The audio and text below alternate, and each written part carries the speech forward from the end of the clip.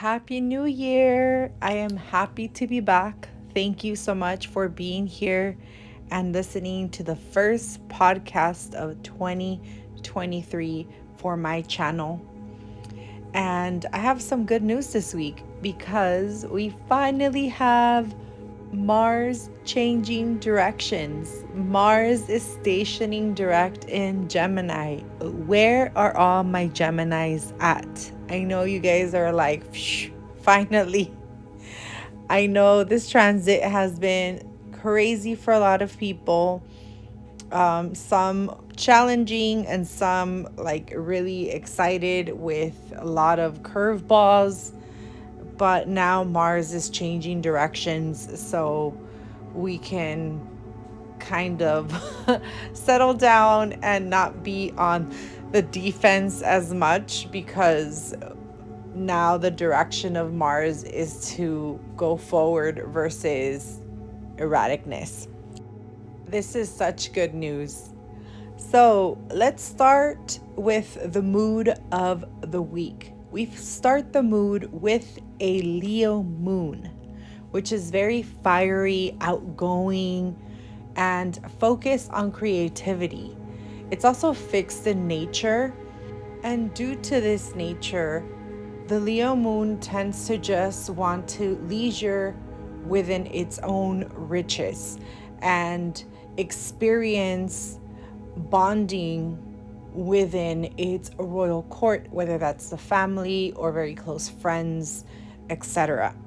So I think that's a very good start for the week. I really enjoy the passion that the Leo moons have. So it's a great week when we have it starting with that Leo flavor, in my opinion, said the Leo rising. We also end the week with a Libra moon. So the mood leads us through starting with a fiery royal lion all through the relationship focused Venus archetype. And this is why I'm calling this week a relationship week. And that's the mood. Now let's break it down. Monday, the 9th, we have Venus and Mars making a trine at 7:21 PST. And this is AM. So that's the first relationship aspect that we have, which I was really looking forward to this because Mars needed a hug. Venus was like, I love you. And it's time to show you that I love you. In your retrograde transit, there's still love at the end of the rainbow. So, although Venus is in Aquarius, and the Aquarius expression of Venus is much more intellectual, much more stimulated by communication that is intelligent, genuine, and eccentric, because Mars is in Gemini, which is a sign of communication. Communication will be key in relationships. So it doesn't necessarily have to be outside of the box. It can be very simple, childish, flirty communication, but with a excitement and also thinking differently, making sure you kind of spice things up. So yeah, I like that aspect. I like that we start the week that way. And Mars is stationed at 8 degrees. So he really needed this like oomph, this push, this aspect. And Venus, always brings in very nice, beautiful energy. The moon does go void of course for about 13 hours, 23 minutes on Monday. So that is going to amplify the energy of Mercury retro. Just be very careful, cautious when you're driving, etc., because of that long period of the moon void of course. And the last aspect that the moon makes before it enters void of course, it's at 5:52 p.m. and that's an opposition to Saturn. So that's a little bit tough. And this could just symbolize that we have to have those serious conversations, right? Those mature conversations, because Saturn brings this very grounded, mature expression to itself. And the moon, we're talking about matters of the home and matters of the heart, matters are of our sacred vessel, like how we feel inside, because the moon just doesn't rule our physical home, it also rules the feelings that we have internally, our heart, our the way that we love and nurture others. So we're gonna see a little bit more grounded in matureness with that, which I think the Leo moon can use, because it can get over the top and a little dramatic at times. So that's just gonna bring some assistance. And then on Tuesday the 10th, we have the moon ingressing to the sign of Virgo, which is really good because the sun is in an earth sign still, and eventually the moon will make a trine. So this is going to be supportive for the Capricorn transit. And on this day, we have the moon making a square to Mars. So this is maybe the follow-up of that conversation that was more serious, and now things have to be worked through. There's actions that need to be taken, etc. And then on Wednesday the 11th, we have Mercury retro making a square to Chiron. So this is now going within, and it could be triggering maybe some old injury, or some old feelings can be resurfacing in regard to whatever conversation you had earlier, or it could be something new, but it needs to be communicated, because Mercury is the planet of communication, and with a square to Chiron, this is brought to your consciousness where it needs to be addressed. And why not? We've been talking about intimacy and relationship and partnerships from the beginning of the week. So let it all out and put it all on the table and get it over with. So in a way, it's good. So we can move past anything that's hindering us from developing forward. Then the moon makes a trine to the north node, a sextile to the south node. At the same time, around 3 hours later, the moon makes a trine to Mercury, which assists this square that it made to Chiron earlier during the day. And then the moon ends the transit for this day, making a trine to Uranus, bringing in some divine ideas. Maybe throughout the day you did not know how to approach this, or it was unsolved, and then boom, you get this divine idea. I was actually watching a show in which a Japanese scientist studied the power of the word. And there was 3 beakers. One beaker had water and rice. Actually, all of them had water and rice. But one beaker, the first one, he would talk sweet words to it, words that meant love and kindness and joy. The second beaker, he would talk words that were more hateful and more argumentative, things like that. And then the third beacon, he completely ignored it.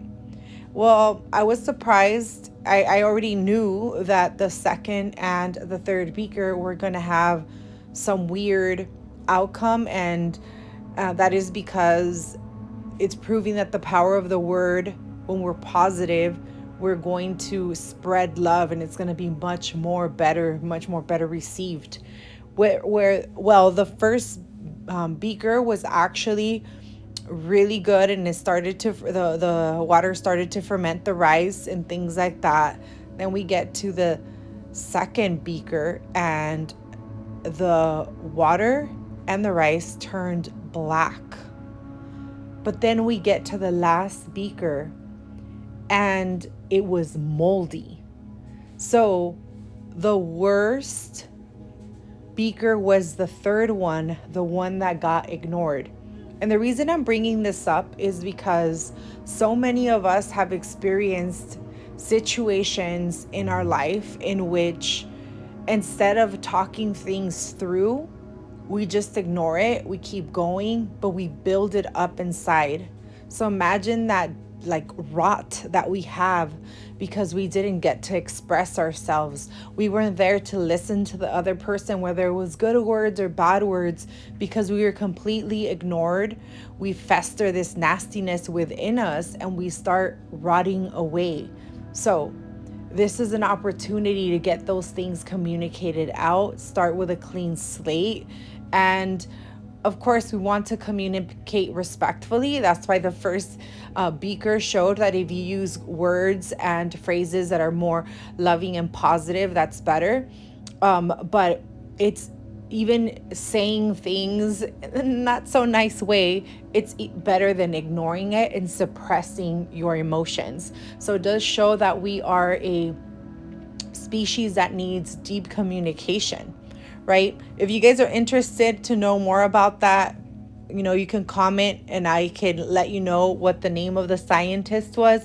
I actually am not great with names, but I can always look it up. It was a Japanese scientist. That's another thing that I'm not going to be good at, remembering names that are not like naturally phonetically easy for me to enunciate. So I don't want to mess it up.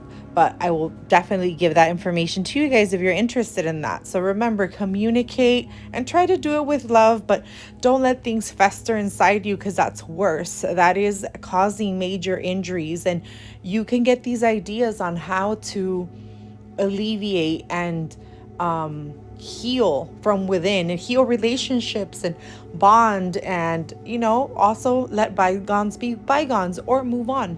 So that was for the 11th. Now we get to the juicy part. On Thursday the 12th, Mars stations direct. Said all the mutable signs, including me. I was Sun and Pisces. So my Gemini people, Sagittarius people, Virgo and Pisces people are like, OMG, this needed to happen like ASAP.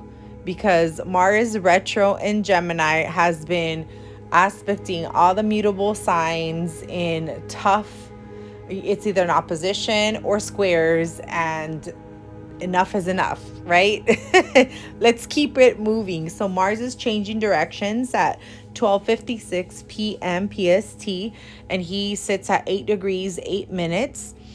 And right after that, the moon in Virgo makes a trine to Pluto, which is another confirmation that we need to work through deep emotions.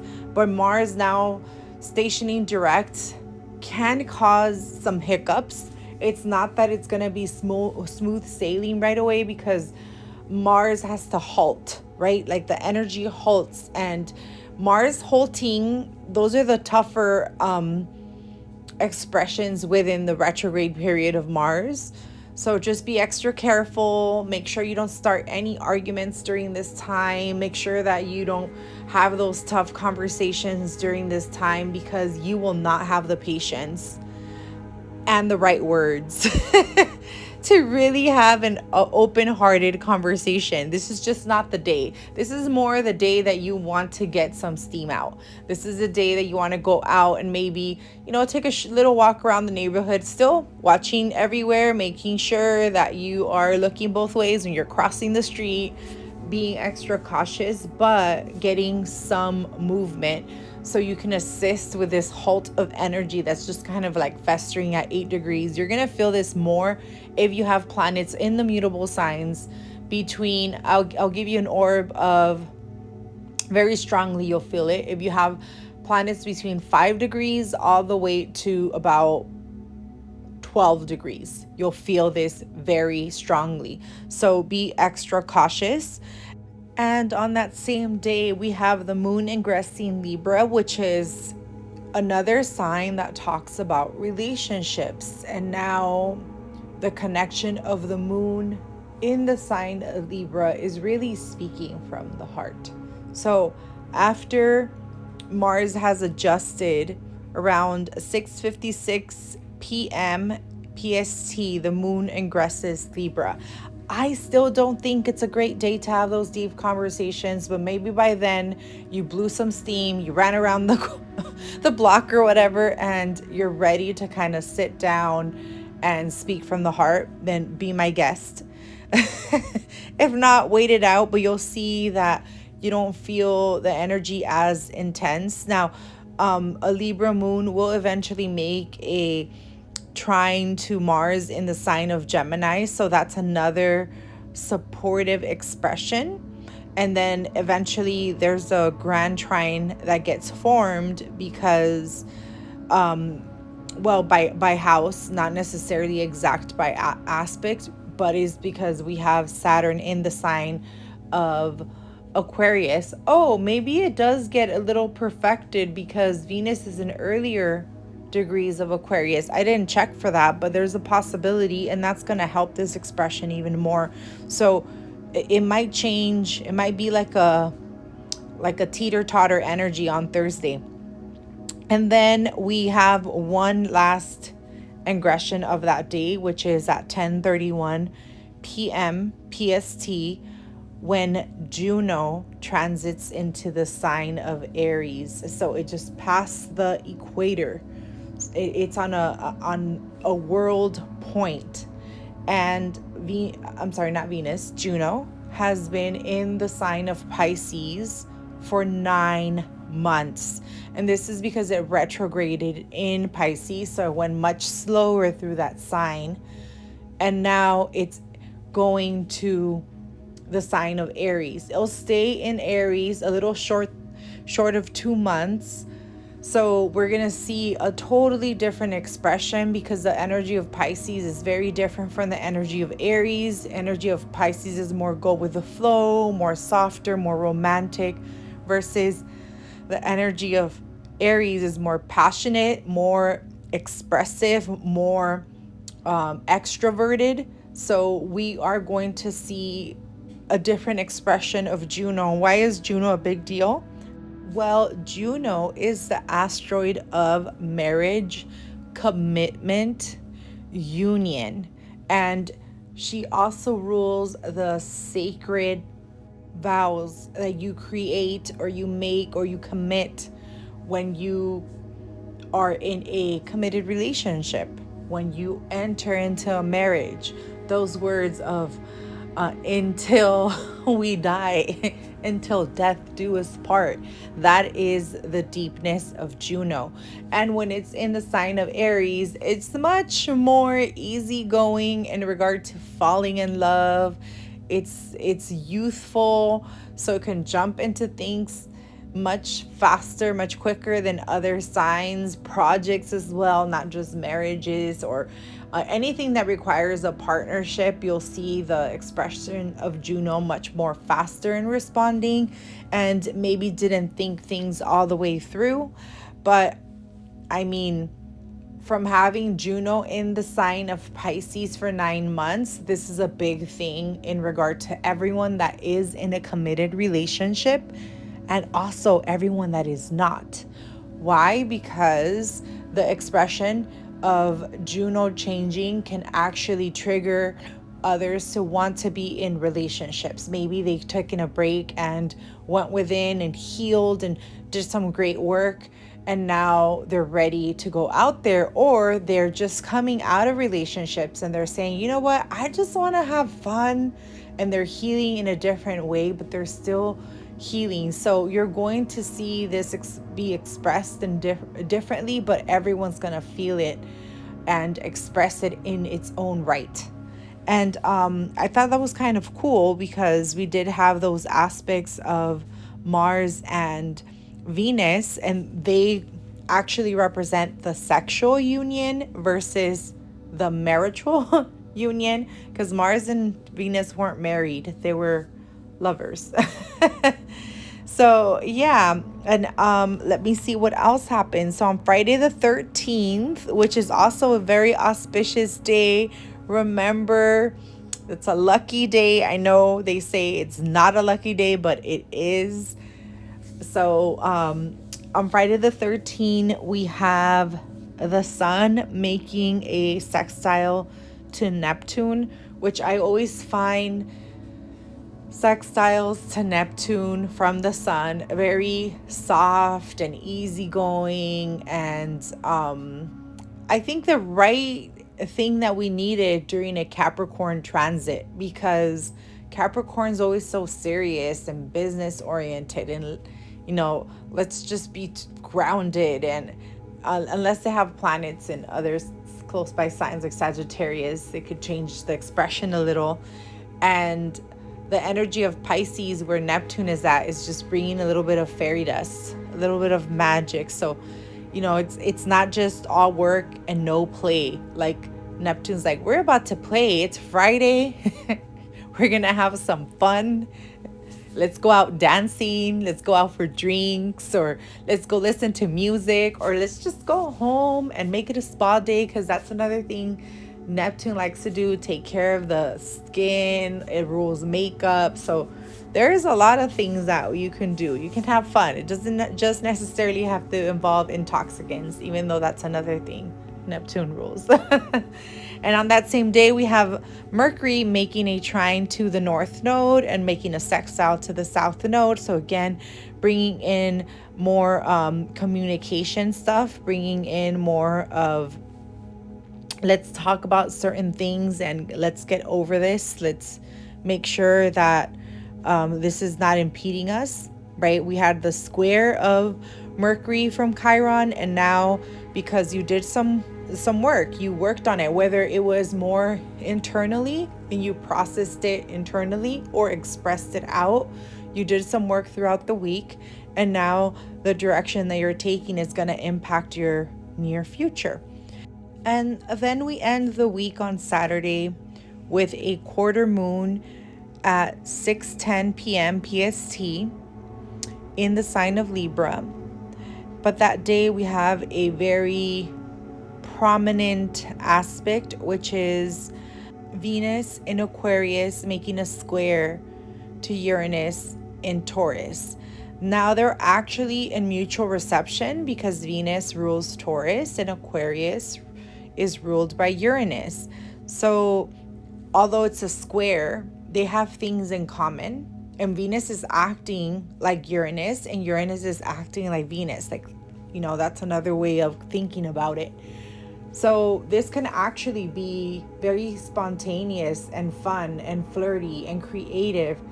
And the square is an expression of Mars. So it could be something that just comes out of nowhere. Like the beginning of the day, you feel like doing nothing, and then you get a phone call from a girlfriend or, a friend, whatever, and all of a sudden you're so down to take this adventure or you're ready to go. Or you could be the one inviting someone over. You get an itch that you're like, you know what? I'm not going to do this again. I'm not spending my day just like wallowing here. Let's go have fun. But you kind of start the day differently, and all of a sudden that light bulb turns on and you want to do things. You want to go out and mingle and go for it. Go dancing, try something different. This is a total, like, I could totally see this aspect, especially if people are going out on a date on this day. Like, hey, let's go to one of those like murder mystery places.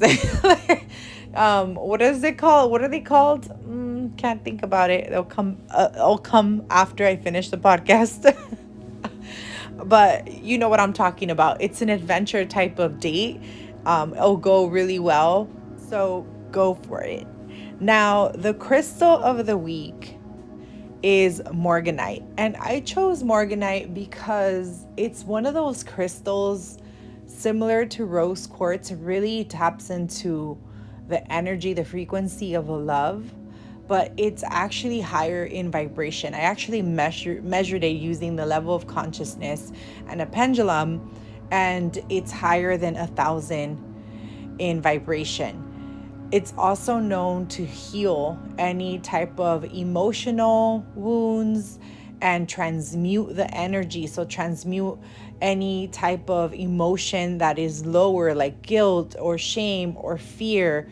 I mean, when we talk about relationships, and this is a big thing within humans, because we are beings that thrive in relationships. Like earlier, that example of the rice that I mentioned, sometimes bad relationships can leave that murky water, right? Or that rotten those rotten feelings, and those are things that we need to heal. So if you feel that you need to heal something within, whether you're in a committed relationship or you're not in a relationship, it's always great to work on those themes and increase your self-love, your self-worth, because if you feel good, the people that are around you are going to feel good. So it's all about aligning to the things that you love, so also spreading the love. So yeah, it's love, love, love. So that's why I chose that crystal. And morganite is also a gemstone, so you can have a pendant. Like if you own a pendant, you can have that on this week, or you can wear your ring if you happen to have a morganite ring. If you don't have this crystal, you don't have to go out and purchase it. I mean, I have thousands of crystals. I actually sat here today as I'm feng shuiing my home for the upcoming year of the rat. And I was taking inventory of all my crystals and all the crystal bowls that I have in different areas of my house. And I'm like, whoa, I think I have like way over 2,000 crystals. So I I mean, you can never have enough, but you don't, I mean, this was a collection that I've built throughout my childhood into my adulthood. So it's taken a lot of years to build this collection. So if you don't have morganite, you can go ahead and use rose quartz. They have similar expression. They connect to the energy of love. They work on relationships, self-love. So it's all very similar in vibration. Of course, every crystal has its unique expression and vibration, but they are all here to assist you and help you, as am I. So thank you so much for being here. This is AstroKrys from CodaQueenAstrology, and I will see you guys. If you are on IG, don't forget to catch me live when I go on live weekly. And if you liked this episode podcast, wherever you're watching, don't forget to hit that like, hit the notification bell so you get notified when I post, and review me. Also, you can comment below. I answer all my comments. I answer back to all my comments. Thank you and have a great week.